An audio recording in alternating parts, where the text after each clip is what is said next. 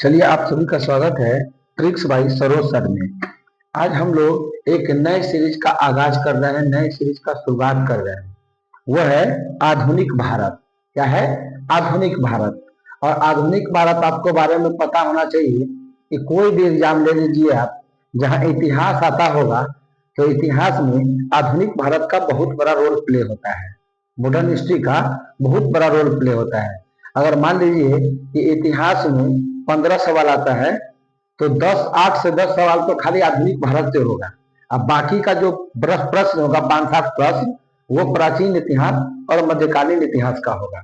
तो इतिहास 3 सेक्शन में पढ़ना होता है: प्राचीन इतिहास, मध्यकालीन इतिहास और आधुनिक इतिहास। तो आधुनिक इतिहास का बहुत बड़ा रोल प्ले है। ठीक है, तो हम लोग आधुनिक भारत इस किताब से शुरू करने जा रहे हैं, जिसका नाम है किरण प्रकाशन। तो ये बुक आपके पास होना चाहिए। और आज से हम लोग एक नए सीरीज का स्टार्ट कर रहे हैं, क्योंकि आपको बता दें कि इस बुक का बायोलॉजी हम कवर किए हुए हैं। बायोलॉजी में हम अभी 225 क्वेश्चन तक कवर कर दिए हुए। ठीक है, तो कल उसका टेस्ट है, इसलिए बायोलॉजी का वीडियो नहीं बना रहे हैं। कल से फिर से बायोलॉजी का वीडियो आएगा, जब तक खत्म न हो जाए। ठीक है, बायोलॉजी में प्रश्न दिया हुआ है, देख लीजिए आप कि इसमें बायोलॉजी में प्रश्न 643 सवाल दिया हुआ है, लेकिन ये 6300 वाला है। लेकिन अब नया किताब आ चुका है, 6900 प्लस हो चुका है, क्वेश्चन बढ़ गया है। तो ऐसा मान लीजिएगा कि 40-50 सवाल और बढ़ गया होगा। तो मान लीजिए कि इसमें बायोलॉजी दिया हुआ है कितना, 643।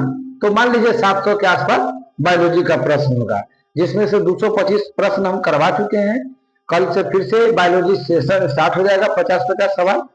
तो आज हम लोग आधुनिक भारत को भी हम शुरुआत कर रहे हैं, जिससे कि आपका सब पे पकड़ बन जाए धीरे धीरे। तो चलिए हम आगाज करते हैं आधुनिक भारत का, और आप लोग निकाल लेंगे आधुनिक भारत। आप लोग आधुनिक भारत निकाल लेंगे। लेकिन अगर आप हमसे पढ़ना चाहते हैं यूट्यूब पे, तो ये बुक जरूर रखिएगा अपने पास, क्योंकि हम क्वेश्चन बोर्ड पे नहीं लिखेंगे, उसका जो ऑप्शन होगा वही डिस्कशन कराएंगे। लेकिन इस बुक को खत्म करने की जिम्मेदारी मेरी होगी। तो ये वाला बुक का स्क्रीनशॉट मार लीजिए, और ये वाला बुक के दुकान पे जाके ये वाला बुक जरूर अपने पास रखिएगा, तभी वीडियो देखिएगा तो ज्यादा समझ में आएगा। क्योंकि क्वेश्चन हम बोर्ड पे लिखेंगे नहीं, सिर्फ उसका डिस्कशन कराते हैं। ठीक है, तो ये बुक आपके पास रहेगा तो बहुत ज्यादा फायदा पहुंचेगा। चाहे बिहार पुलिस का हो, दरोगा का हो, बिहार एसएससी हो, रेलवे, किसी भी एग्जाम का तैयारी कर रहे हैं, आपको बेनिफिट पहुंचेगा। तो चलिए निकालते हैं आधुनिक भारत। आधुनिक भारत आप निकालेंगे तो इसका पहला सवाल पढ़ेंगे। पहला सवाल है कि आर्य समाज निम्नलिखित में से किसकी जड़ तक पहुंचे थे। क्या सवाल है? आर्य समाज निम्नलिखित में से किसकी जड़ तक पहुंचे थे। ऑप्शन है भूमिहीन श्रमिक, हरिजन, नौकरशाही, और ऑप्शन चौथा है व्यापारी समुदाय। तो आर्य समाज के जो लोग थे वो हरिजनों के जड़ तक पहुंचना चाहते थे, क्योंकि उस समय क्या था कि पुराने जमाने में हरिजनों के साथ बहुत गलत बिहेवियर किया जाता था। हरिजन लोगों के साथ उनको अच्छा व्यवहार नहीं किया जाता था। तो आर्य समाज वालों ने हरिजनों की जड़ तक पहुंचना चाहा कि आखिर हरिजनों के साथ इस तरह के व्यवहार क्यों किया जाता है। तो चलिए इसका आंसर हो जाएगा हरिजन। लेकिन जब आर्य समाज आया है तो थोड़ा आर्य समाज के बारे में थोड़ा सा डिटेल समझ लीजिए। आपको लिखना है आर्य समाज। क्या लिखना है? आर्य समाज। तो सबसे पहले इसकी स्थापना कब हुआ था बताइए? तो आप कहेंगे सर इसकी स्थापना 1875 ईस्वी में हुआ था। आर्य समाज की स्थापना कब हुआ था? तो आप कहेंगे कि सर 1875 में हुआ था। फिर आपके मन में सवाल आएगा कि सर इसकी स्थापना किया कौन था, इसका संस्थापक कौन है। तो इसका जो संस्थापक है वो स्वामी दयानंद सरस्वती थे। स्वामी दयानंद सरस्वती थे। तो इसका संस्थापक कौन है? स्वामी दयानंद सरस्वती थे। आपको मालूम है कि स्वराज शब्द का प्रयोग सबसे पहले इन्होंने ही किया था। स्वराज शब्द, स्वराज मतलब समझते हैं अपना देश का सामान, विदेशी सामान का यूज नहीं करना। तो स्वराज शब्द का प्रयोग करने वाले पहला व्यक्ति यही थे, स्वामी दयानंद सरस्वती।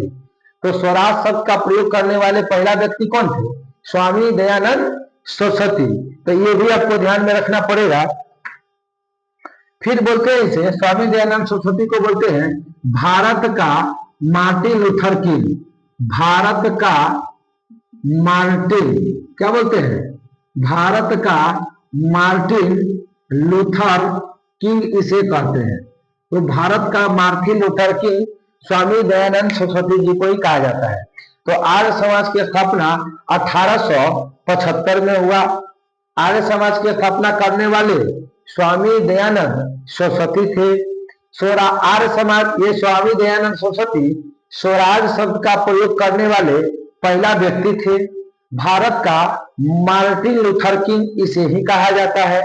और लिखेगा इसके बारे में कि आर्य समाज की स्थापना कहाँ हुआ था। तो आर्य समाज की स्थापना मुंबई में हुआ था। कहाँ पे हुआ था? मुंबई में हुआ था। ये भी आपको ध्यान में रखना है। तो आर्य समाज के बारे में क्या क्या समझे कि आर्य समाज की स्थापना कहाँ हुआ? तो मुंबई में हुआ। कब हुआ? तो 1875 में हुआ। कौन किया? तो स्वामी दयानंद सरस्वती किया। स्वराज शब्द का प्रयोग पहली बार कौन किया? तो स्वामी दयानंद सरस्वती किया। भारत का मार्टिन लूथर किंग किसे कहते हैं? स्वामी दयानंद सरस्वती को कहते हैं।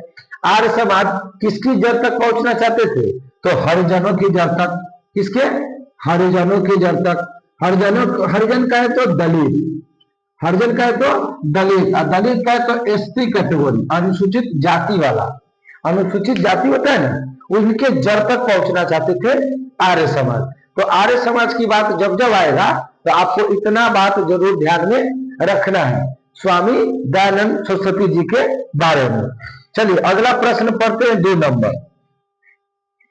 अगला प्रश्न है कि ब्राह्मणों के आधिपत्य के विरुद्ध निम्न जातियों के हित के लिए किया गया सर्वप्रथम आंदोलन। मतलब ब्राह्मणों के आधिपत्य, जो ब्राह्मणों लोगों का जो यहाँ पे अधिकार था, ब्राह्मण लोगों ने जो कब्जा किया था, ब्राह्मण लोगों ने जो अपना अधिकार जमाता था, उसको खिलाफ सत्य शोधक समाज उसके खिलाफ आया और आंदोलन कर दिया। कौन? ये आया था कौन? सत्य शोधक समाज। तो आपको लिखना है सत्य शोधक समाज के बारे में थोड़ा सा जान जाइए आप। सत्य शोधक समाज, इसका आंसर क्या हो गया? सत्य शोधक समाज। तो थोड़ा इसके बारे में भी जान लीजिए कि सत्य शोधक समाज की स्थापना कब हुआ था। सत्य शोधक समाज की स्थापना कब हुआ था? तो 1873 में हुआ था। वो 75 में हुआ, आई 73 में हुआ। यानी पहले सत्य शोधक समाज बना, फिर आर्य समाज बना, क्योंकि आर्य समाज 1875 में बना था।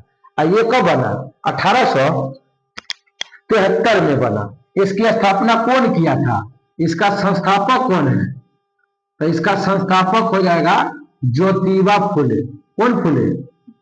ज्योतिबा फुले थे। इसके संस्थापक कौन है? ज्योतिबा फुले थे। ये भी ध्यान में रखना है आपको। ज्योतिबा फुले के पत्नी का नाम जानते हैं आप?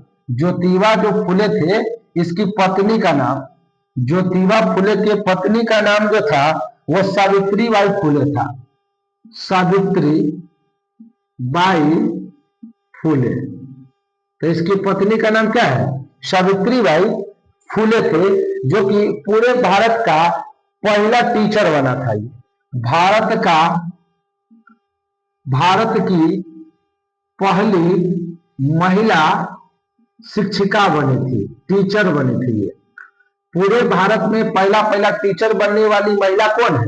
तो यही है सावित्री बाई फुले, जो कि ज्योतिबा फुले की पत्नी है। ज्योतिबा फुले की पत्नी कौन है? सावित्री बाई फुले, जिन्होंने पूरे भारत में पहली बार महिला शिक्षक बनी थी, टीचर बनी थी। तो इतना आपको ध्यान में रखना है सत्य शोधक समाज के बारे में। सत्य शोधक समाज की स्थापना 1873 में करने वाले ज्योतिबा फुले, इसकी पत्नी का नाम सावित्री बाई फुले, और भारत की पहली महिला टीचर कौन बनी थी? सावित्री बाई फुले। और सत्य शोधक समाज किसके विरोध कर रहा था? तो ब्राह्मण का। किसका? ब्राह्मण के जो आधिपत्य था, ब्राह्मण का जो आधिपत्य मतलब अपना अधिकार जो जमा के रखने था, आधिपत्य का मतलब होता है कि ब्राह्मणों का जो अधिकार जमा के रखने था, ब्राह्मण जो निम्न लोगों को अपने बस में करके रखा था, उसके खिलाफ इन्होंने आवाज उठाया। तो ध्यान में रखिएगा सत्य शोधक समाज के बारे में। ठीक है, तो आगे बढ़ते हैं। अगला क्वेश्चन है, गांधी जी ने अपना प्रथम असहयोग आंदोलन निलंबित किया था। गांधी जी ने अपना प्रथम असहयोग आंदोलन निलंबित किया, तो क्यों किया? तो गांधी जी, पता है कि गांधी जी असहयोग आंदोलन इसलिए बंद कर दिए, स्थगित कर दिए, क्योंकि एक हिंसा हो गया था। इस हिंसा का नाम था चौड़ा चोरी कांड, और चौड़ा चोरी कांड की वजह से इन्होंने असहयोग आंदोलन को क्या कर दिया? बंद कर दिया। तो थोड़ा सा असहयोग आंदोलन के बारे में जान जाइए। असहयोग आंदोलन के बारे में थोड़ा सा क्या कहते हैं, जान जाते हैं। इसके लिखिएगा, असहयोग आंदोलन की जो स्थापना था, यानी असहयोग आंदोलन कब हुआ था? स्थापना थोड़े, पार्टी थोड़े है।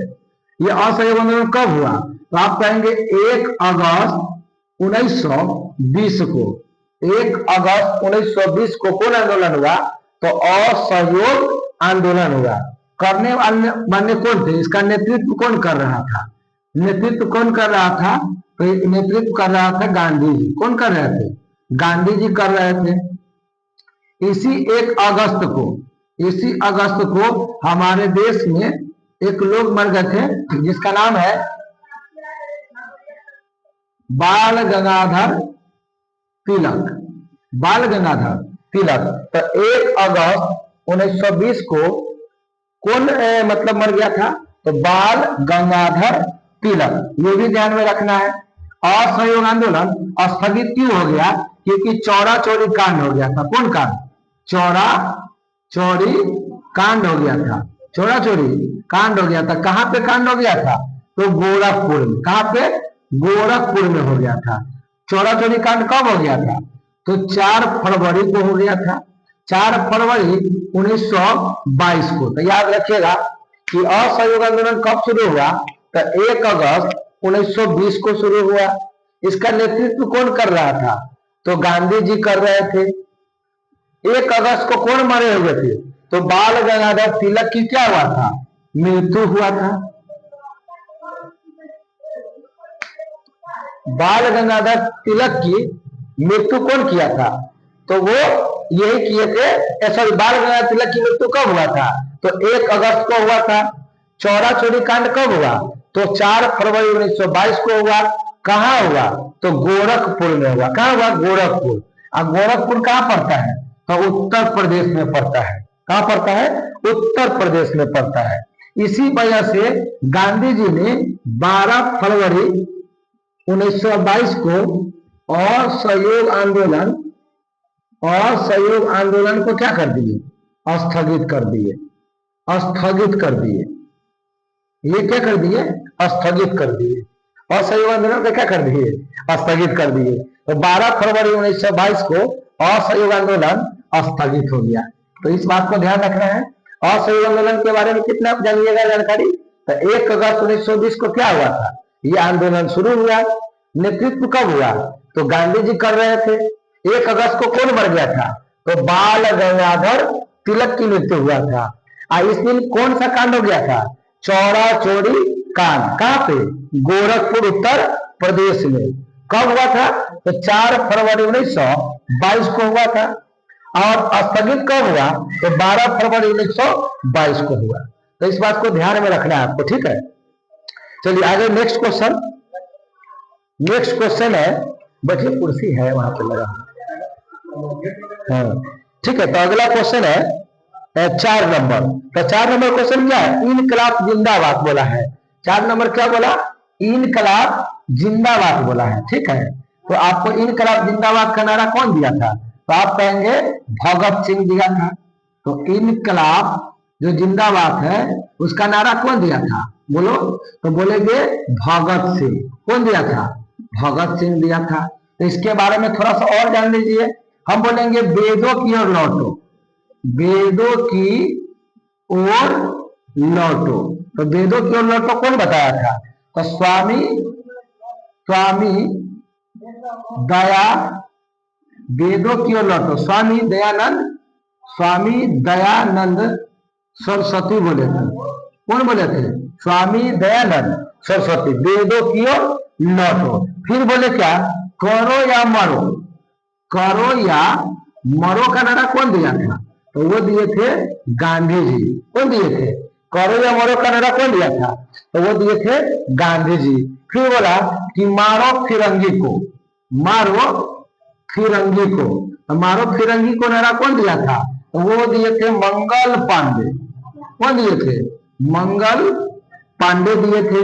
फिर अगला क्वेश्चन है कि आपको बोलेगा कि प्रतिनिधित्व नहीं तो कर नहीं, प्रतिनिधित्व, प्रतिनिधित्व नहीं तो कर नहीं, प्रतिनिधित्व नहीं तो कर नहीं कौन दिया था, तो भगत सिंह दिया था। कौन दिया था, भगत सिंह। भगत सिंह और क्या दिए थे कि तुम मुझे खून दो, तुम मुझे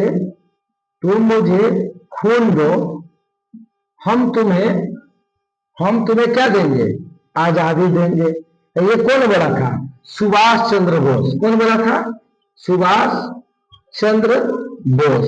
तो इसको भी ध्यान में रखना है थोड़ा सा कि तुम मुझे खून दो और हम तुम्हें आजादी देंगे। तो ये हो जाएगा सुभाष चंद्र बोस। प्रतिनिधित्व नहीं तो कर नहीं कौन दिया था, भगत सिंह। मारो फिरंगी को मंगल पांडे, करो या मरो गांधी जी, और बोलेंगे वेदों की ओर लौटो कौन बोला था, स्वामी दयानंद सरस्वती। इनकलाब जिंदाबाद का नारा कौन दिया था, तो भगत सिंह। तो कम से कम इतना तुमको ध्यान में रखना है, ठीक है, इतना तो कम से कम ध्यान में रखना पड़ेगा। तो चलिए अगला नेक्स्ट क्वेश्चन कौन है, अगला है स्वतंत्र भारत के प्रथम शिक्षा मंत्री कौन थे। तो फटाक से जल्दी से नोट कीजिए इसको जल्दी से आप फटाफट नोट कीजिए इसको, ठीक है। अगला क्वेश्चन क्या है, अगर भाई जब आप नहीं उतार पाते होंगे तो स्क्रीन शॉट मारिए, और स्क्रीन शॉट मारने के बाद आप उसको आराम से याद कर लेना है। नेक्स्ट क्वेश्चन क्या बताया है, नेक्स्ट क्वेश्चन बताया है कि स्वतंत्र भारत का प्रथम शिक्षा मंत्री बताया नहीं, तो स्वतंत्र भारत का प्रथम शिक्षा मंत्री कौन बने थे, स्वतंत्र भारत का पहला शिक्षा मंत्री कौन बने थे, तो पहला जो शिक्षा मंत्री बने थे वो बने थे अबुल कलाम आजाद। कौन बने थे, अबुल कलाम आजाद बने थे, अबुल कलाम आजाद बने थे। और अबुल कलाम आजाद के बारे में बहुत सारा प्रश्न बनता है। पहला प्रश्न तो यही है कि स्वतंत्र भारत का पहला शिक्षा मंत्री कौन थे, तो अबुल कलाम आजाद थे, पहला पॉइंट। सेकेंड पॉइंट लिखो कि कांग्रेस का कौन, कांग्रेस का सबसे युवा अध्यक्ष, कांग्रेस का सबसे युवा अध्यक्ष कौन बना था, तो वही बना था कौन, अबुल कलाम आजाद। थर्ड प्रश्न लिखो, स्वतंत्र भारत का पहला शिक्षा मंत्री कौन बने, अबुल कलाम आजाद बने। सेकेंड क्वेश्चन है कि कांग्रेस का सबसे युवा अध्यक्ष कौन बना था, अबुल कलाम आजाद। और आपको मालूम है कि अबुल कलाम आजाद कांग्रेस का जो अध्यक्ष कब से कब तक बने थे बताओ, तो कांग्रेस का जो अध्यक्ष बने थे वह 1940 से 1945 तक बने थे। बारे बड़ी हल्ला हो रहा है। तो चलिए नेक्स्ट क्वेश्चन है, कांग्रेस क्या बोला है कि 1940 से लेकर 1945 तक कांग्रेस का अध्यक्ष कौन था, तो अबुल कलाम आजाद था। और इसके बारे में क्या बताएंगे, और अबुल कलाम आजाद के बारे में लिखिएगा कि अल बिलाल, ये वो क्या है, अल बिलाल पुस्तक के लेखक भी अबुल कलाम आजाद था। बहुत इंपॉर्टेंट पुस्तक है, इसको स्टार करके याद करो, इसको स्टार करके याद करना है कि अल बिलाल पुस्तक के लेखक कौन थे, तो अबुल कलाम आजाद थे। फिर एक कौन है, एक हो जाएगा अल हिलाल। देखो ये अल बिलाल है, क्या है, अल बिलाल है, एक होगा अल हिलाल, क्या होगा, अल हिलाल होगा। तो अल बिलाल हो या अल हिलाल हो, ये दोनों पुस्तक कौन लिखा था, तो वो लिखा था अबुल कलाम आजाद। इसको ध्यान में रखना है, कौन लिखा था, अल बिलाल और अल हिलाल। अंदर आ जाएगा तो बंदर हो जाएगा, ब्रिज पर बेंच पे बैठ जाओ, अंदर बैठो। अल बिलाल और अल हिलाल कौन था, अल बिलाल और अल हिलाल पुस्तक के लेखक कौन है, तो वही थे अबुल कलाम आजाद थे। तो ये भी ध्यान में रखना है। तो कितना पॉइंट बन गया, पहला पॉइंट क्या है कि स्वतंत्र भारत का पहला शिक्षा मंत्री कौन? तो पहला नंबर हो जाएगा अबुल कलाम आजाद। सेकेंड क्वेश्चन, कांग्रेस का सबसे युवा अध्यक्ष कौन? तो यही थे अबुल कलाम आजाद। ये कांग्रेस का अध्यक्ष कब से कब तक बने थे? तो 1940 से लेकर 1945 तक बने थे। फिर क्या है कि अल बिलाल और अल हिलाल पुस्तक कौन लिखा था? तो यही लिखा था अबुल कलाम आजाद लिखा था। तो इतना जरूर ध्यान में आपको रखना है। चलिए नेक्स्ट क्वेश्चन लेते हैं। नेक्स्ट क्वेश्चन, एक सवाल और लिखिएगा।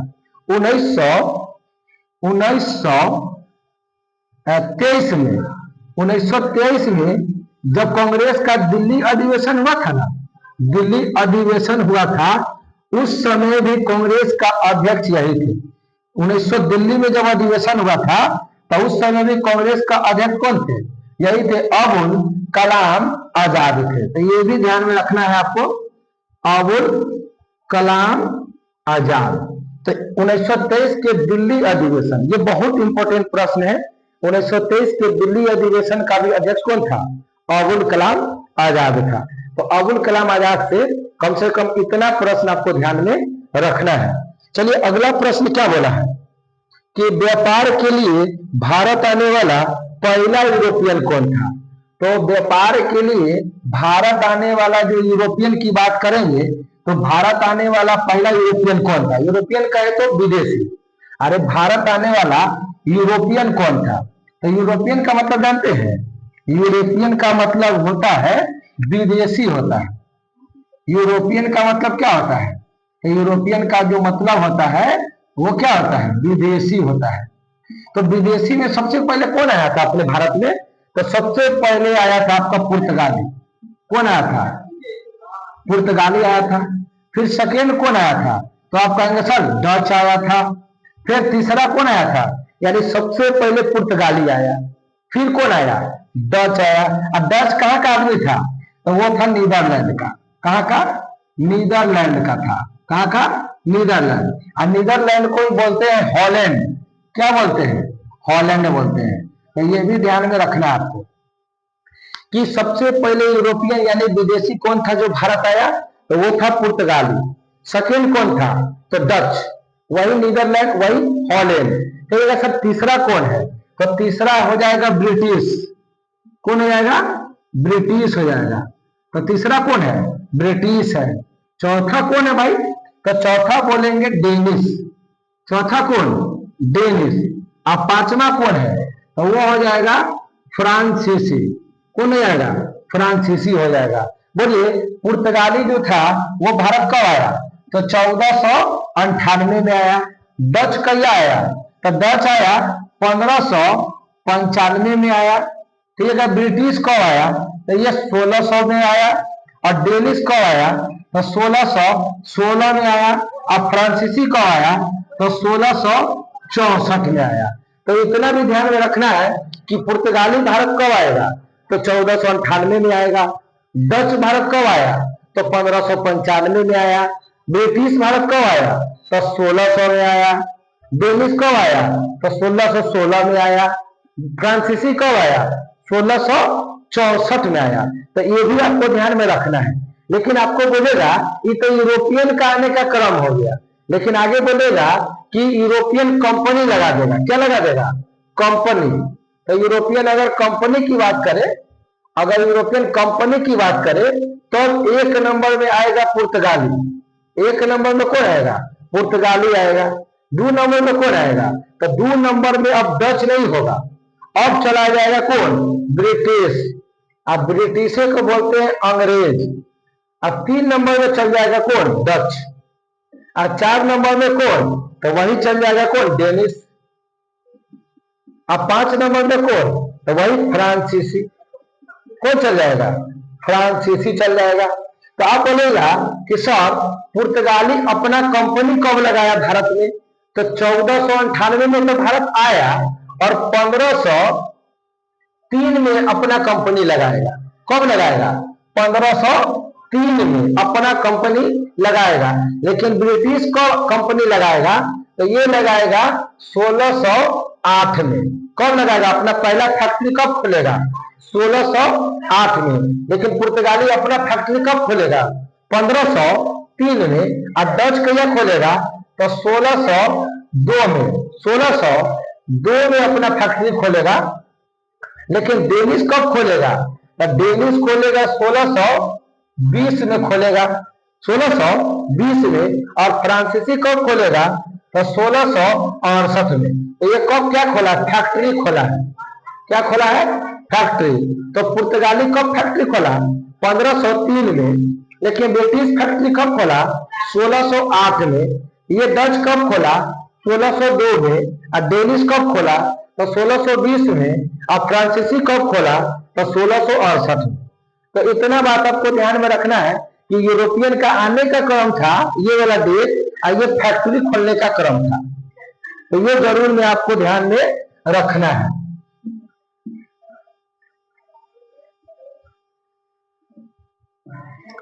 चलिए अगला प्रश्न क्या है? अगला प्रश्न हो जाएगा कि गांधी जी को अर्धनग्न फकीर किसने कहा? तो गांधी जी को अर्धनग्न फकीर कौन कहा? तो गांधी जी को जो अर्धनग्न फकीर कहा था ना, वो कहा था विंस्टन चर्चिल। कौन कहा था? विंस्टन चर्चिल कहा था। गांधी जी को अर्धनग्न फकीर कहने वाला कौन था? तो गांधी जी को अर्धनग्न फकीर कहने वाला विंस्टन चर्चिल था। विंस्टन चर्चिल था। विंस्टन चर्चिल था। जब आपको मालूम है कि गांधी जी गोल मेज सम्मेलन में भाग लेने के लिए कहाँ गए थे? गोल मेज सम्मेलन में भाग लेने लंदन गए थे। कहाँ गए थे? लंदन गए थे। उसी समय विंस्टन चर्चिल गांधी जी को अर्धनग्न फकीर कहा था। क्यों कहा था? क्योंकि गांधी जी एक ही धोती को लपेटे हुआ था कमर में भी, और उसी धोती को अपना शरीर पे भी रखा हुआ था। इसीलिए विंस्टन चर्चिल ने गांधी जी को बोल दिया कि अर्धनग्न फकीर है, ये तो भिखमंगा आदमी है। गांधी जी के बारे में बोला। तो अब आया गोल मेज सम्मेलन। तो आपको मालूम होना चाहिए कि गोल मेज जो सम्मेलन था ना, वो 3 गो हुआ था टोटल। गोल मेज सम्मेलन कई गो? तो 3 गो। पहला हुआ था 1930 में, दूसरा हुआ था 1931 में, और तीसरा हुआ था 1932 में। तो गोल मेज सम्मेलन कब हुआ था? 3 गो हुआ था। कब कब? 30 में, 31 में, 32 में। तो ये सर गोल मेज सम्मेलन क्या था? गोल मेज सम्मेलन लंदन में हुआ था। अब भारतीयों के लिए ये सम्मेलन होता था। भारतीय लोग अपना समस्या लेके बोलता था, और वहां के जो प्रधानमंत्री रहते थे उनको सॉर्ट आउट करते थे उनके प्रॉब्लम को। तो गांधी जी भी गए थे सेकेंड गोल मेज सम्मेलन में। बाकी बात तो इस पर बहुत सारा प्रश्न बनता है, हम थ्योरी के क्लास में करवाए हुए हैं। अभी हम बस क्वेश्चन आंसर करवा रहे हैं, तो थोड़ा सा इसको ध्यान में रखना है। आपको मालूम है कि गांधी जी जब दूसरा वाला गोल मेज में भाग लेने गए थे, कौन वाला में गए थे गांधी जी? तो दूसरा वाला में। जो गांधी जी गए थे लंदन, वो दूसरा गोल मेज में भाग लेने गए थे। और कौन जहाज से? तो एस राजपुताना जहाज। कौन जहाज? एस राजपुताना जहाज से वो लंदन गए थे। तो ये याद रखिएगा। अगला है भारत कोकिला के नाम से कौन जाना जाता है? भारत कोकिला के नाम से कौन जाना जाता है? तो भारत कोकिला के नाम से किसको जानते हैं बताइए? तो भारत कोकिला के नाम से सरोजिनी नायडू को जानते हैं। किसको? सरोजिनी नायडू को जानते हैं। सरोजिनी नायडू के बारे में बहुत सारा प्रश्न बनता है। कहिएगा साहब पहला प्रश्न क्या है?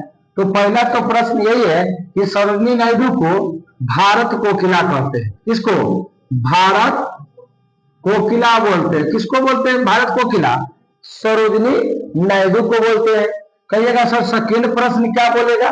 तो सेकेंड प्रश्न यही बोलेगा कि भारत की पहली महिला राज्यपाल बनने वाली कौन थी? तो यही थी। भारत की पहली महिला राज्यपाल बनने वाली कौन? सरोजिनी नायडू। सरोजिनी नायडू का एक फेमस कथन है। सरोजिनी नायडू क्या बोले थे कि राज्यपाल सोने के सोने के पिंजरे में सोने के पिंजरे में बंद सोने के पिंजरे में बंद तोते के समान है। क्या है? तोते के समान है। क्या है? समान है। तो राज्यपाल जो होता है, राज्यपाल जो होता है वो सोने के पिंजरे में बंद तोते के समान है। ये कौन कहा था? सरोजिनी नायडू कहा था। क्या कहा था? कि राज्यपाल सोने के पिंजरे में बंद तोते के समान है। अगला प्रश्न क्या है? कि अगला प्रश्न यही बोल रहा है कि सरोजिनी नायडू भारतीय राष्ट्रीय कांग्रेस की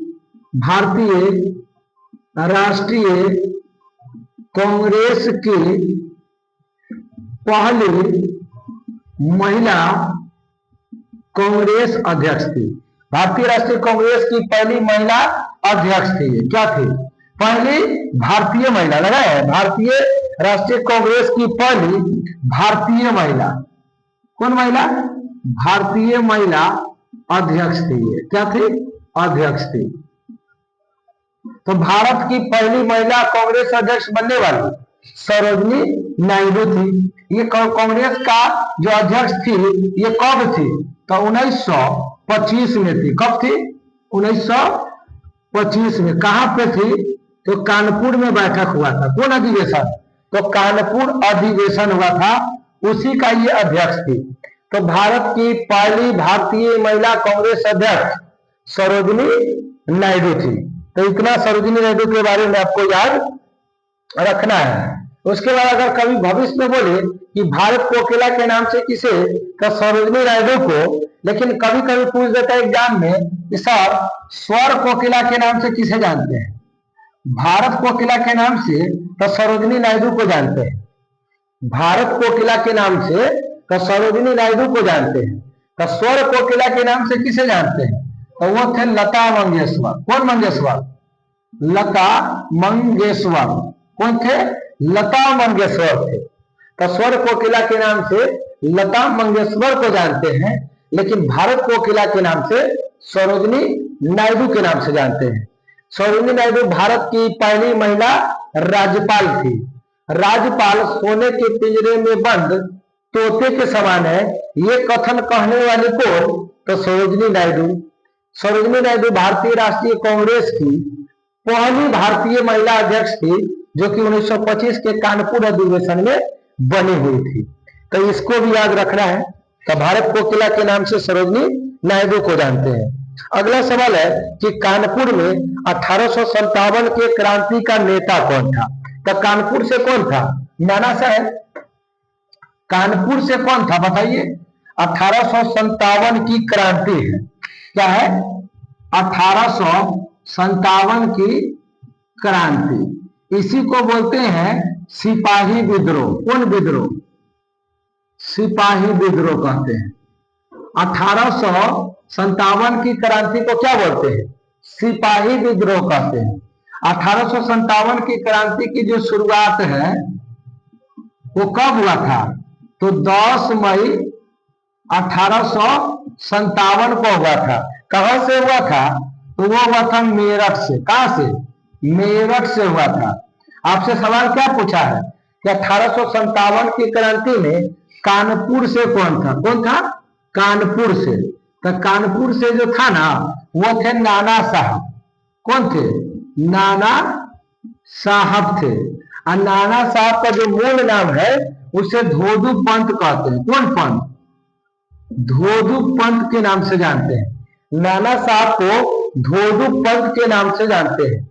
लेकिन नाना साहब का जो सैन्य नेतृत्व कर रहा था, जो सेना का नेतृत्व कर रहा था, वो कौन था? तो सैन्य नेतृत्व कर रहा था नाना साहब का, वो थे तात्या टोपे। तात्या टोपे था। कौन था? तात्या टोपे था। तो नाना साहब को धोदू पंत के नाम से जानते हैं। और नाना साहब का जो सैन्य नेतृत्व कर रहा था वो तात्या टोपे कर रहा था।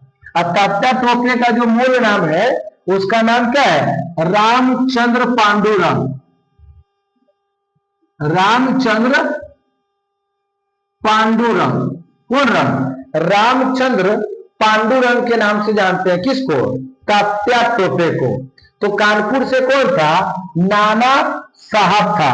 और इसको दबाने वाला अंग्रेज अधिकारी कौन था? तो उसका नाम था, नाना साहब है तो उसका नाम था कैंपबेल। कौन था? कैंपबेल था। कानपुर से दबाने वाला अंग्रेज अधिकारी कैंपबेल था। उसके बाद और प्रश्न ले लेते हैं। और बताइए फैजाबाद से कौन था? तो फैजाबाद से जो था ना वो था मौलवी अहमदुल्ला। मौलवी अहमदुल्ला था। अहमदुल्ला था। कौन था? मौलवी अहमदुल्ला। लेकिन फतेहपुर से कौन था? फतेहपुर से कौन था? अजीमुल्ला था। कौन था? अजीमुल्ला। अजीमुल्ला था। तो फतेहपुर से कौन? अजीमुल्ला। फैजाबाद से कौन? मौलवी अहमदुल्ला। मौलवी अहमदुल्ला था। और फतेहपुर से कौन? अजीमुल्ला था। और असम से कौन था? असम से था दीवान मनीराम। दीवान मनीराम था। मनीराम दत्त। तो दीवान मनीराम दत्त था। दीवान मनीराम दत्त था। और अवध से कौन था? अवध से, तो अवध से था, अवध से कौन था? बेगम हजरत महल। बेगम हजरत महल था। तो ये भी याद रखिएगा। तो कानपुर से कौन? नाना साहब। फैजाबाद से कौन? मौलवी अहमदुल्ला। फतेहपुर से कौन? अजीमुल्ला। असम से कौन? दीवान मनीराम दत्त। कहेगा जगदीशपुर बिहार से कौन? तो कुंवर सिंह। जगदीशपुर बिहार से कौन था? तो कुंवर सिंह था। फिर बोलेगा आपको दिल्ली से कौन था? तो दिल्ली से बहादुर शाह जफर था। लेकिन ओकर सैन्य नेतृत्व वक्त खा कर रहा था। कौन कर रहा था? वक्त खा कर रहा था। झांसी से कौन थी? रानी लक्ष्मीबाई था। लखनऊ से कौन था? तो बेगम हजरत महल था। बेगम हजरत महल था। तो इतना याद आपको रखना है। चलिए अगला प्रश्न, स्वतंत्रता की पहली लड़ाई लड़ी गई थी। तो स्वतंत्रता की पहली लड़ाई कहाँ लड़ी गई थी? तो दिल्ली में, लखनऊ में, झांसी में, मेरठ में। तो स्वतंत्रता की पहली लड़ाई मेरठ में लड़ी गई थी। कहां पर? मेरठ में लड़ी गई थी। अगला क्वेश्चन है कि भारत के साथ व्यापार करने वाला पहला यूरोपियन कौन था? आपको बता दिए ना कि पहला यूरोपियन पुर्तगाली था और डिस्कशन भी करा दिए हैं। आगे बढ़ते हैं। भारत का प्रथम वायसराय कौन था? तो भारत का जो प्रथम वायसराय था वो कौन था? लॉर्ड कैनी था। कौन था? लॉर्ड कैनी। अब इसके बारे में थोड़ा डिस्कशन ले लीजिए। इसके बारे में थोड़ा डिस्कशन ले लीजिए। एक था बंगाल का गवर्नर और एक था बंगाल का गवर्नर जनरल। एक क्या था? बंगाल का गवर्नर और एक था बंगाल का गवर्नर जनरल और एक था भारत का गवर्नर जनरल और एक था भारत का वायसराय। क्या था? वायसराय। और एक था स्वतंत्र भारत, जब आजाद हो गया भारत, स्वतंत्र भारत का गवर्नर जनरल। गवर्नर जनरल, क्योंकि जब भारत आजाद हो गया तो वायसराय का पद चेंज करके फिर गवर्नर जनरल बना दिया गया। और एक था स्वतंत्र भारत का भारतीय गवर्नर जनरल। भारतीय गवर्नर जनरल कौन था? तो देखिए बंगाल का गवर्नर कौन? तो आप कहेंगे रॉबर्ट क्लाइव। रॉबर्ट क्लाइव थे। कौन थे? रॉबर्ट क्लाइव थे। कहेगा बंगाल का गवर्नर जनरल कौन? तो वारेन हेस्टिंग्स। कौन थे? वारेन हेस्टिंग्स थे। कौन थे? Warren Hastings. कहेगा भारत का गवर्नर जनरल कौन था, तो कहेंगे विलियम बेंटिक। कौन थे? विलियम बेंटिक थे, विलियम बेंटिक। बोलेगा भारत का वायसराय कौन था, तो कहेंगे लॉर्ड कैनिंग। कौन? Lord Canning. कौन थे? लॉर्ड कैनिंग थे। स्वतंत्र भारत का गवर्नर जनरल बोलेगा तो वो कौन था? Mountbatten. Mountbatten. लेकिन स्वतंत्र भारत का भारतीय गवर्नर जनरल बोलेगा तो कहिएगा सी राजगोपालाचारी। सी राजगोपालाचारी। तो इतना प्रश्न आपको ध्यान में तो आप देखिए, आपसे पूछा था कि भारत का वायसराय कौन था, तो आपका आंसर होगा लॉर्ड कैनिंग। क्या हो जाएगा? लॉर्ड कैनिंग हो जाएगा। तो बंगाल का गवर्नर कौन? तो रॉबर्ट क्लाइव। बंगाल का गवर्नर जनरल कौन? तो वारेन हेस्टिंग। भारत का गवर्नर जनरल कौन? तो विलियम बेंटिक। भारत का वायसराय कौन? तो लॉर्ड कैनिंग। स्वतंत्र भारत का गवर्नर जनरल कौन? Mountbatten. स्वतंत्र भारत का भारतीय गवर्नर जनरल कौन? तो सी राजगोपालाचारी। चलिए इसको फटाक से नोट कीजिए, आगे बढ़े। अगला 13 नंबर सवाल है, 1857 के विद्रोह के समय ब्रिटिश प्रधानमंत्री कौन था? तो 1857 के समय पामस्ट्रन था प्रधानमंत्री। कौन था? पामस्ट्रन। ऑप्शन नंबर बी हो जाएगा, पामस्ट्रन था प्रधानमंत्री। भारत छोड़ो 1857 के क्रांति के समय कौन था प्रधानमंत्री? पामस्ट्रन प्रधानमंत्री था। कहाँ? ब्रिटेन का। 1857 की क्रांति पे अभी हम बहुत सारा क्लास ले चुके हैं, तो आगे बढ़ते हैं। नेहरू राष्ट्रभक्त है जबकि जिन्ना राजनीति करता है। नेहरू राष्ट्रभक्त है जबकि जिन्ना क्या करता है? राजनीति करता है। ये कहने वाला कौन? तो ये कहने वाला मोहम्मद इकबाल थे। कौन थे? मोहम्मद इकबाल। लेकिन इस प्रश्न में डाउट है। इस प्रश्न में डाउट ये है कि सार संग्रह वाले बुक में मोहम्मद इकबाल दिया हुआ है, लेकिन किरण प्रकाशन वाले बुक में मौलाना आजाद दिया हुआ है। कौन दिया हुआ है? मौलाना आजाद दिया हुआ है। लेकिन सार संग्रह का जो बुक है उसमें क्या दिया हुआ है? मोहम्मद इकबाल दिया हुआ है। लेकिन दोनों में सही कौन है? तो मौलवी हो जाएगा। कौन सही हो जाएगा? मौलाना आजाद सही हो जाएगा। कौन सही हो जाएगा? मौलाना आजाद। मौलाना आजाद मतलब क्या हुआ? मौलाना अबुल कलाम आजाद। मौलाना आजाद का मतलब क्या हुआ? मौलाना अबुल कलाम आजाद क्या बोले थे कि नेहरू राष्ट्र भक्त है। क्या है? राष्ट्र भक्त है। लेकिन ये जो मोहम्मद अली जिन्ना है, अली जिन्ना है ना, वो राजनीति करता है। क्या करता है? राजनीतिज्ञ है। क्या है? राजनीति करता है। ये कहने वाले कौन? मौलाना आजाद। कौन थे? मौलाना कौन थे? आजाद थे। कौन थे? मौलाना आजाद। इसे बोलते हैं मौलाना आजाद, मतलब मौलाना अबुल कलाम आजाद थे। चलिए आगे बढ़ते हैं। महात्मा गांधी के राम राज्य के युगल सिद्धांत कौन थे? तो महात्मा गांधी किस सिद्धांत पे काम करते थे? सत्य और अहिंसा पे। सत्य और अहिंसा पे काम करते थे। अगला क्वेश्चन है, निम्नलिखित में से कौन स्वराज दल से संबंधित नहीं था? तो आपको मालूम है कि स्वराज दल कब बना था? बताइए। स्वराज दल का मतलब हुआ स्वराज पार्टी। कौन पार्टी? स्वराज पार्टी। तो आपसे कोई पूछेगा कि स्वराज पार्टी कब बना, तो आप बोलेंगे कि 1923 में बना। कब बना? 23 में बना। इसका अध्यक्ष कौन था? ये बनाने वाले, इसका अध्यक्ष कौन था? उसका नाम था CR दास, यानी चित्तरंजन दास। लेकिन इसका सचिव कौन था? तो इसका सचिव था मोतीलाल नेहरू। मोतीलाल नेहरू। लेकिन इसका सदस्य कौन सब था? तो विट्ठल भाई पटेल था। इसका सदस्य कौन था? तो विट्ठल भाई पटेल इसका सदस्य था।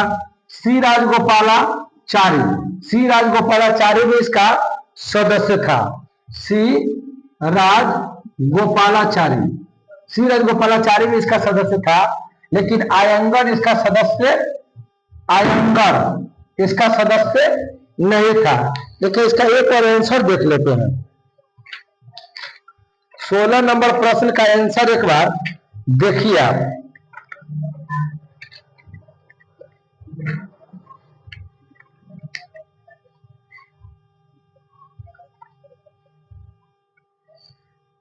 सी राजगोपालाचारी नहीं, आयंगर इसका सदस्य था। आयंगर इसका सदस्य था। कौन सदस्य नहीं था? तो उसका आंसर हो जाएगा सी राजगोपालाचारी हो जाएगा। कौन हो जाएगा? सी राजगोपालाचारी। तो याद रखिएगा, स्वराज पार्टी का गठन कहिया हुआ? तो 1923 में हुआ। उसका अध्यक्ष कौन था? तो सी.आर. दास था। स्वराज पार्टी का अध्यक्ष कौन? सी.आर. दास। सचिव कौन? तो मोतीलाल नेहरू। इसका सदस्य कौन सा था? तो विट्ठल भाई पटेल था। कौन था? विट्ठल भाई पटेल था। और आयंगर इसका सदस्य था। कौन सदस्य नहीं था? तो वो था सी राजगोपालाचारी स्वराज पार्टी से जुड़ा हुआ नहीं था। तो इसका आंसर कौन हो जाएगा? सी राजगोपालाचारी हो जाएगा। तो 16 नंबर सवाल का आंसर हो जाएगा सी ऑप्शन। 16 नंबर सवाल का आंसर सी ऑप्शन हो जाएगा। अगला है बहिष्कृत भारत पत्रिका संबंधित है। बहिष्कृत भारत पत्रिका किसका है? तो बहिष्कृत भारत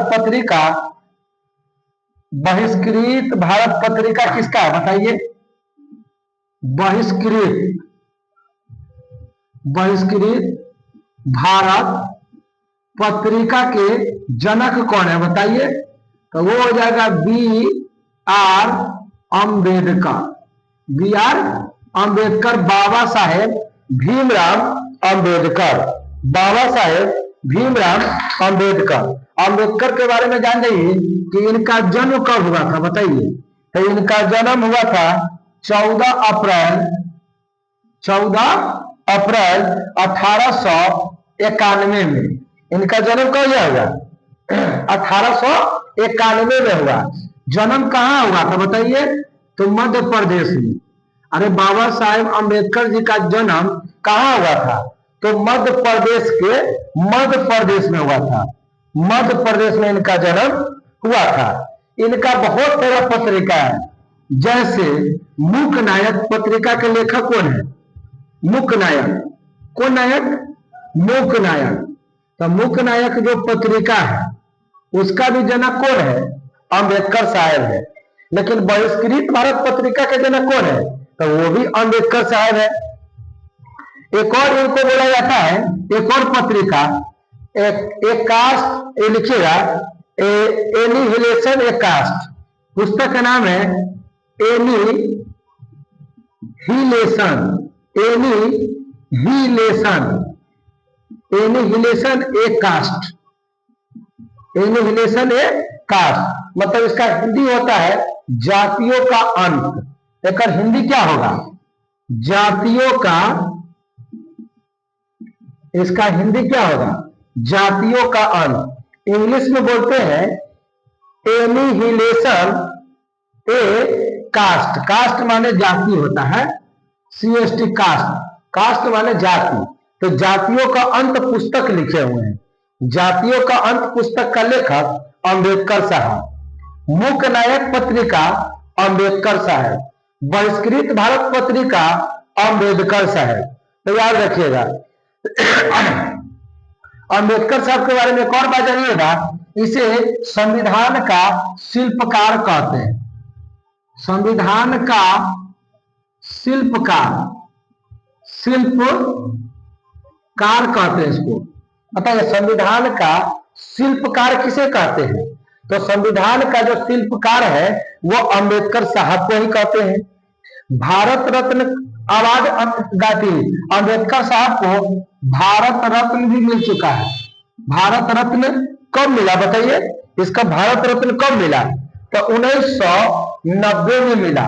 अंबेडकर साहब को भारत रत्न का पुरस्कार 1990 में मिला। एक और पॉइंट लिखिएगा कि ये जो अंबेडकर साहब थे ना, जब ये मरे तो अंतिम जीवन में बौद्ध धर्म अपना लिए थे। तो लिखिएगा ये अंतिम समय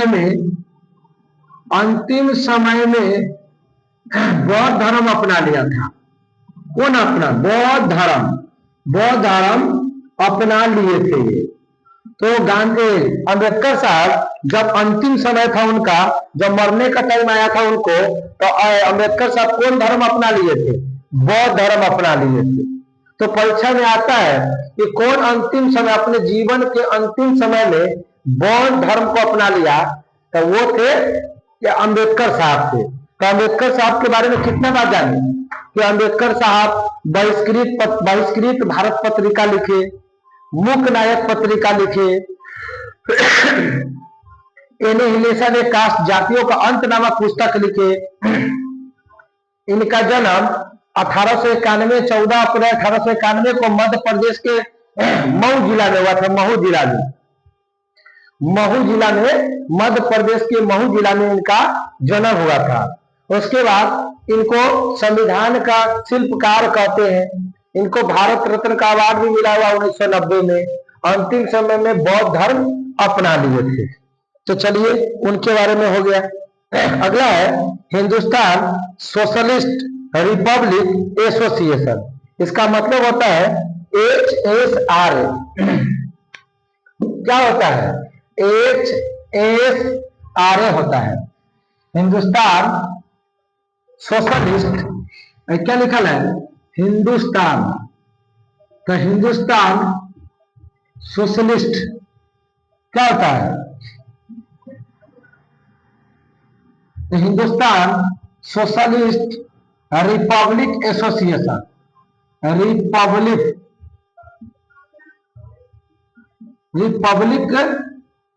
एसोसिएशन क्या होता है कि Hindustan socialist Republic association. Hindustan को बोलते हैं H। क्या बोलते हैं? हिंदुस्तान को बोलते हैं H, और सोशलिस्ट को बोलते हैं S, रिपब्लिक को बोलते हैं R, एसोसिएशन को बोलते हैं A। तो ये क्या बन गया? HSRA। तो HSRA का संपादक कौन थे? तो HSRA का स्थापना HSRA इसकी स्थापना 1928 में हुआ था। कब हुआ था? 1928 में। तो HSRA की स्थापना 1928 में हुआ था। HSRA का पूरा नाम हिंदुस्तान सोशलिस्ट रिपब्लिक एसोसिएशन। स्थापना कब हुआ था? 1928 में हुआ था। और इसका जो संस्थापक थे वो चंद्रशेखर आजाद थे। कौन थे? HSRA एक संस्थापक कौन थे? चंद्रशेखर आजाद। कौन थे? चंद्रशेखर आजाद थे। कौन थे? चंद्रशेखर आजाद थे।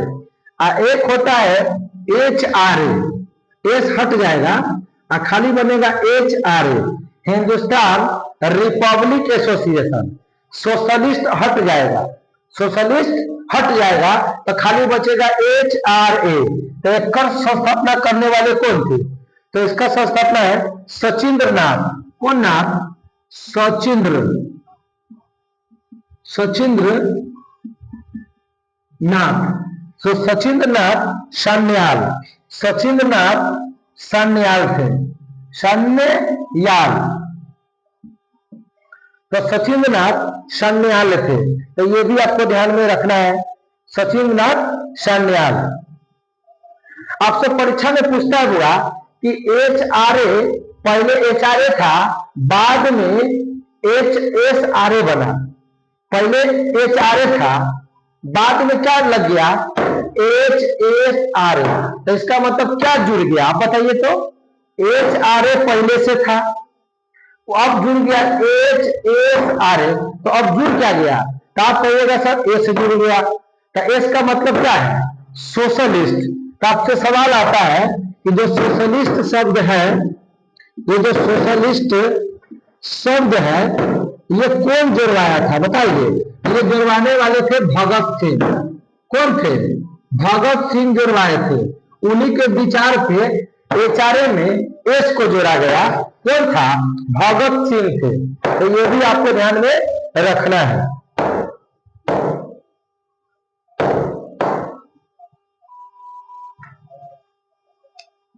आगे लिखिए जल्दी से। एक होता है आजाद हिंद फौज, एक होता है आजाद हिंद सरकार। तो उसको भी यहीं पर लिख लीजिए आप। आजाद हिंद फौज ये वो क्या होता है? आजाद हिंद फौज, आजाद हिंद फौज। एक होगा कौन सी? आजाद हिंद सरकार।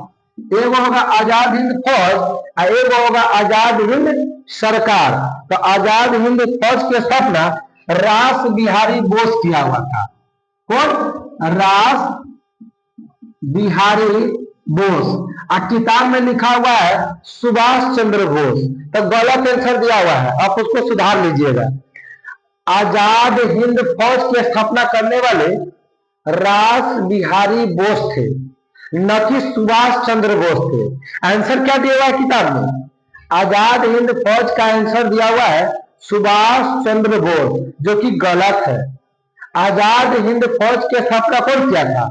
रास बिहारी बोस। लेकिन आजाद हिंद सरकार लगेगा, आजाद हिंद सरकार लगेगा तब बोलेंगे सुभाष चंद्र बोस। सुभाष चंद्र बोस। तो थोड़ा ध्यान रखिएगा कि आजाद हिंद फौज बोलेगा तो बोलेगा रास बिहारी बोस, लेकिन आजाद हिंद सरकार बोलेगा तब बोलिएगा सुभाष चंद्र बोस। तो ये आपको ध्यान में रखना है। आजाद हिंद फौज की स्थापना कब हुआ था? तो ये हुआ था 1942 में। आजाद हिंद फौज की स्थापना 1942 में हुआ था। ये भी याद आपको रखना है। अगला क्वेश्चन है कि विदेश में प्रथम स्वतंत्र भारतीय सरकार 19 नंबर, विदेश में प्रथम स्वतंत्र भारतीय सरकार किसने स्थापित किया था? तो राजा महेंद्र लाल। देखो, जब विदेश में सरकार बनाया हुआ था, अपना भारत का एक राजा था, राजा महेंद्र लाल सिंगापुर में अपना स्वतंत्र सरकार बनाया हुआ था। कहां पे? सिंगापुर में। 20 नंबर, भारतीय राष्ट्रीय कांग्रेस का लाहौर अधिवेशन। कौन अधिवेशन? भारतीय राष्ट्रीय कांग्रेस का लाहौर अधिवेशन। तो बड़ी इंपॉर्टेंट है, बताइए। भारतीय राष्ट्रीय कांग्रेस का लाहौर अधिवेशन। कौन अधिवेशन? लाहौर अधिवेशन। कांग्रेस का लाहौर अधिवेशन 1929 में हुआ था। कब हुआ था? 1929 में। इसमें पूर्ण स्वराज का लक्ष्य रखा गया। पूर्ण स्वराज का क्या रखा गया? लक्ष्य रखा गया। और इसे पूरा करने के लिए 26 जनवरी 1930 को पहली बार तिरंगा झंडा फहराया गया। तिरंगा झंडा फहराया गया। तो पहली बार तिरंगा झंडा कब फहराया? 26 जनवरी 1930 को हम लोग पहली बार झंडा फहराए, याद रखिएगा। उसके बाद लिखेगा कि लाहौर अधिवेशन कौन नदी पर ये तिरंगा फहराए थे हम लोग? कौन नदी पर? तो ये था रावी नदी पर। कौन नदी? रावी नदी। कहिएगा सर कि लाहौर अधिवेशन का अध्यक्ष कौन था? अध्यक्ष कौन था? तो वो थे जवाहरलाल नेहरू थे। जवाहरलाल नेहरू उसके अध्यक्ष थे। तो लाहौर अधिवेशन के अध्यक्ष कौन थे? जवाहरलाल नेहरू थे। तो इतना आपको याद रखिएगा। अब कांग्रेस की स्थापना क्या होगा बताओ? कांग्रेस की स्थापना क्या हुआ है? तो कहिएगा कांग्रेस की जो स्थापना है वह 1885 को 28 दिसंबर 1885 को हुआ है। और इसको करने वाले कौन थे? इसका संस्थापक था, इसको ए होम करिएगा, ए ओ ह्यूम। तो एओ हम थे कांग्रेस की स्थापना करने वाले। अगला है, कांग्रेस ने किस एकमात्र गोल में सम्मेलन में भाग लेने गए थे? तो कांग्रेस की तरफ से गांधी जी गए थे और गांधी जी द्वितीय गोल में सम्मेलन में भाग लेने के लिए गए थे। और द्वितीय गोल में सम्मेलन कब हुआ था? तो 1931 में हुआ था। कहाँ हुआ था? तो लंदन में हुआ था। कौन जहाज से गए थे? तो एसएस राजपूताना जहाज से गए थे। अगला सवाल है, निम्नलिखित में कौन उग्रपंथी नहीं थे? तो निम्नलिखित में कौन उग्रपंथी नहीं थे? तो तुमको पता होना चाहिए ना कि उग्रपंथी में कौन होता है। पहले उग्रपंथी समझते हो क्या होता है? उग्रपंथी, उग्रपंथी का मतलब होता है गौरव दल। कौन दल? गौरव दल। तो गौरव दल के प्रमुख नेता कौन थे बताओ? प्रमुख नेता कौन थे गौरव दल के? तो उसका ट्रिक होता है लाल, एक होता है बाल, एक होता है पाल। तो लाल का मतलब क्या हुआ? लाला लाजपत राय, लाला लाजपत राय। अब बाल के मतलब बाल गंगाधर तिलक होता है। कौन होता है? लेकिन पाल मतलब क्या होता है? बिपिन चंद्र पाल, बिपिन चंद्र पाल होता है। तो तीन गो तो ही हो गया, 1 2 3। एक चौथा नेता है जिसका नाम है अरविंदो घोष। अरविंदो घोष होता है वो। तो एगो अरविंदो घोष है, तो एगो लाला लाजपत राय, एक बाल गंगाधर तिलक, एक बिपिन चंद्र पाल, एक है अरविंदो घोष। तो 4 गो प्रमुख नेता है उग्रपंथी का। तो इसमें ऑप्शन क्या क्या देख लो।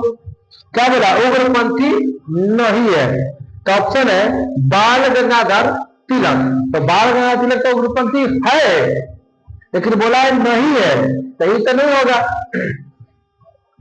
मदन लाल ढींगरा, तो मदन लाल ढींगरा भी उग्रपंथी है। उद्धम सिंह, उद्धम सिंह का नाम सुने होंगे। उद्धम सिंह जनरल ओ डायर को लंदन में मार के आया था। क्यों? क्योंकि ओ डायर ने जालियांवाला बाग हत्याकांड जब हुआ था तो उस पर गोली चलाया था। इसी का बदला लेने के लिए उद्धम सिंह लंदन जाएंगे और मार देंगे उसको। तो उद्धम सिंह गौरव दल का है। लेकिन अगला ऑप्शन है गोपाल कृष्ण गोखले। तो यही आंसर हो जाएगा कि गोपाल कृष्ण गोखले गौरव दल नहीं है, क्योंकि ये गांधी जी के राजनीतिक गुरु है और गांधी जी तो मारपीट नहीं करते थे। इसीलिए गांधी जी के गुरु जी कौन हो जाएंगे? नरम दल हो जाएंगे। और आपसे पूछा है उग्रपंथी नहीं थे, तो यही आंसर हो जाएगा। तो चलिए अभी बाजा बजने जा रहा है। ये वीडियो बना रहे हैं हम 10 बजे रात में, और थोड़ा यहाँ पे बाराती आया हुआ है तो थोड़ा सा आवाज आ रहा है। ठीक है, तो हम लोग नेक्स्ट वीडियो को कल कवर करेंगे। जब तक के लिए धन्यवाद। आप इसको अच्छे से नोट्स बनाइए। पूरा के पूरा आधुनिक भारत को इसी तरह से हम डिस्कशन करवा देंगे, आपका एक भी प्रश्न छूटेगा नहीं। तो आप एक काम करिएगा, रोज का वीडियो रोज देखिएगा। ऐसा नहीं कि आज वाला वीडियो कल देखेंगे, कल वाला वीडियो परसों देखेंगे। जब भी हम वीडियो अपलोड करें तो उसको जल्दी से जल्दी देखने का कोशिश कीजिए। और केवल देखिए नहीं, उसको अच्छे से नोट्स बनाओ, तब जाके आपको फायदा पहुंचेगा, अन्यथा नहीं पहुंचेगा। अगर आप हमसे डिटेल पढ़ना चाहते हैं, मॉडर्न हिस्ट्री या कोई भी चीज डिटेल में पढ़ना चाहते हैं, तो आप हमसे जुड़ सकते हैं। ठीक है, हम अपना कॉन्टेक्ट नंबर इस डिस्क्रिप्शन में लगा देंगे, आप हमसे संपर्क करेंगे। अब बहुत जल्द हम एक छोटा से पैकेज पे, यानी छोटे से प्राइस में आपका एक कोर्स लॉन्च करने जा रहे हैं, जिसमें पूरा history, geography, polity, economics, current affair, statistics, physics, chemistry, biology, पूरा संपूर्ण तैयारी हम आपको करवा देंगे। तो आप हमारे साथ जुड़े रहिए। अधिक से अधिक लोगों तक इस चैनल के लिंक को शेयर कीजिए, ताकि अधिक से अधिक बच्चे हमारे साथ जुड़ सके। तो चलिए मिलते हैं नेक्स्ट वीडियो में। जब तक के लिए धन्यवाद। जय हिंद, जय भारत।